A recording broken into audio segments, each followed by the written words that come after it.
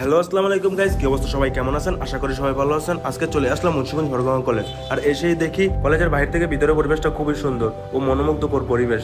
চারদিকে গাছপালায় ভরা, সুন্দর আবহাওয়া, প্রকৃতির সাথে মিশানো। আর এই কলেজটি মুন্সিগঞ্জ সদরে স্টেডিয়ামের পাশে অবস্থিত। কলেজে এসে সর্বপ্রথম যেটা দেখতে পেলাম, সুন্দর একটি পুকুর রয়েছে। পুকুরের চারিপাশে ফুল গাছ দিয়ে সাজানো। এই জন্য নতুন প্রজন্মের নতুন ভালোবাসা মনোমুগ্ধকর পরিবেশে দোলা দিচ্ছে সবার মনে। তাই আমি হাঁটতে হাঁটতে পুরোটা কলেজ ঘুরে দেখলাম। আর দূর থেকে কলেজের ভিউটা এত সুন্দর, যেটা নতুন ভবনটি দেখলেই বুঝতে পারবেন যে কতটা সুন্দর। আর আশেপাশে বাকি ভবনগুলো ছিল খুবই সুন্দর, দেখার মতো। তাই আপনাদের চারপাশটা ঘুরে দেখাতে লাগলাম।